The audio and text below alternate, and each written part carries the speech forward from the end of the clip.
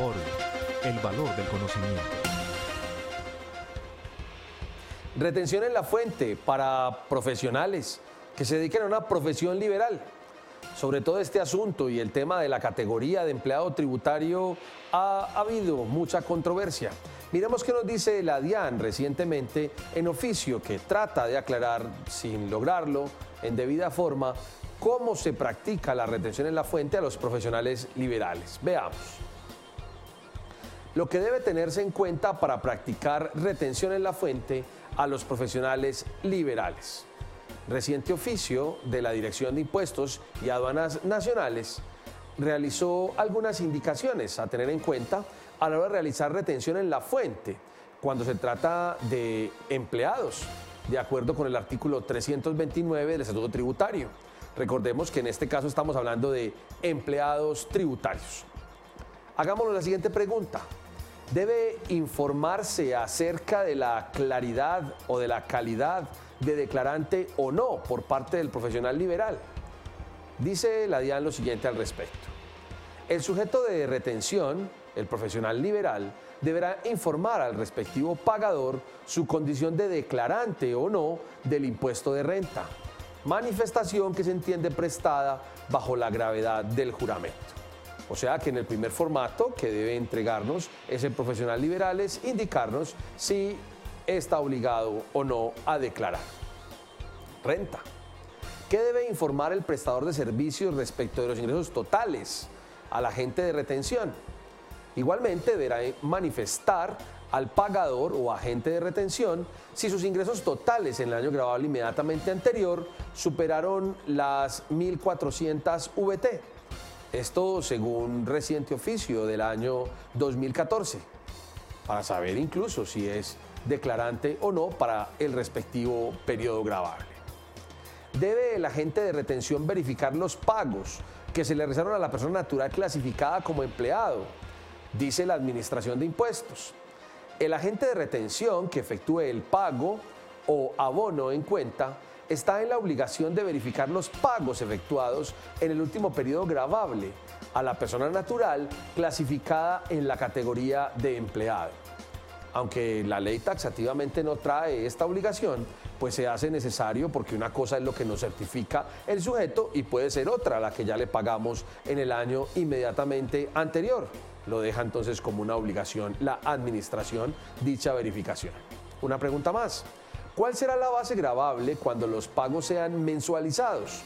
Cuando se trate de pagos mensualizados, el agente retenedor deberá efectuar una operación consistente en tomar el monto total del valor del contrato menos los respectivos aportes obligatorios a salud y pensión y dividirlo en el número de meses de vigencia del mismo. Ese valor mensual corresponde a la base de retención en la fuente que debe ubicarse en la tabla del artículo 384 del Estatuto Tributario.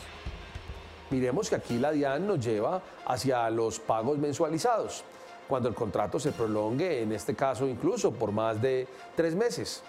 Así las cosas, pues cuando se trate de pagos mensualizados habrá que dividir el pago total o el valor del contrato en la respectiva mensualización a efecto de llevar la base a la retención en la fuente mínima, establecida incluso en el artículo 384 del Estatuto Tributario. ¿Qué sucede cuando los pagos no son mensualizados? En el caso en el cual los pagos correspondientes al contrato no sean efectuados mensualmente, también el pagador o agente de retención deberá efectuar la retención en la fuente realizando la misma operación señalada en el numeral anterior, para efectos de calcular la base de retención. Independientemente de la periodicidad pactada para los pagos del contrato, cuando el agente realice el pago, deberá retener el equivalente a la suma total de la retención mensualizada. Esto es la base gravable determinada, como se señala en el numeral cuarto de ese pronunciamiento. Y es que puede ser que a la persona se le pague cada 8 días, caso en el cual es posible que en un mes tenga 4 o 5 pagos, pues igual habrá que hacer el pago del mensualizado para saber cuál es la base a aplicar. No podríamos aplicar la base de los 8 días a la tabla porque estaríamos haciendo la retención no mensualizada, sino de cada 7 días, caso en el cual no estamos de acuerdo con la ley. ¿Cuál sería la tarifa aplicable? La tarifa será la que resulte de aplicar a dichos pagos la suma que resulte conforme al numeral 4, el anterior que vimos. La tabla de retención en la fuente dispuesta en el artículo 383 del Estatuto Tributario.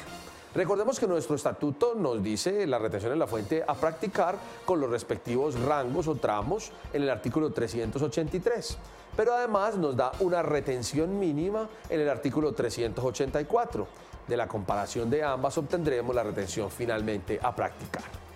¿Qué sucede en el caso de las personas naturales pertenecientes a la categoría de empleado obligados a presentar declaración de renta?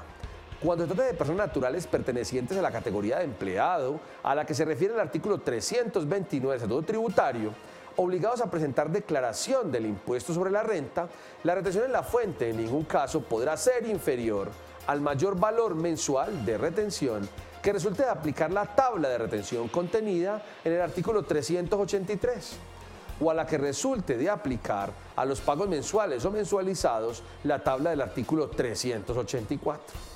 A la base de retención en la fuente determinada conforme a la operación del numeral 4 de este pronunciamiento, menos los aportes del sistema de seguridad social, aportes obligatorios a salud, pensión y riesgos laborales ARL, a cargo del empleado del total del pago mensual.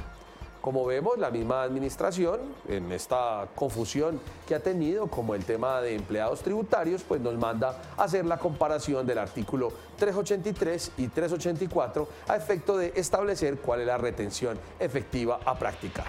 Finalmente, concluye la administración tributaria lo siguiente. El agente de retención, al establecer qué tarifa de retención corresponde aplicarle a los pagos o bono en cuenta a la persona natural que preste servicios personales, entre otros, mediante el ejercicio de profesiones liberales pertenecientes a la categoría tributaria de empleado, deberá asegurarse que en ningún caso la retención que debe efectuar sea inferior a la retención en la fuente que resulte de aplicar la tabla de retención contenida en el artículo 384 del Estatuto Tributario. Sin embargo, esta retención en la fuente mínima se aplicará únicamente cuando sus ingresos totales en el año gravable inmediatamente anterior sean iguales o superiores a 1.400 VT, independiente de su calidad de declarante para el periodo gravable en que se efectúa la retención, según este oficio 019-738 del año 2014. Como vemos, no acaba la polémica sobre la retención en la fuente de los empleados. Lo invitamos a que consulten Forum y todos los oficios que están incluidos en nuestra página web para tratar de entender un poco más el tema de los empleados tributarios. Visítenos en www.forum.com.co y obtenga toda la información en video necesaria para mantenerse actualizado. Forum, el valor del conocimiento.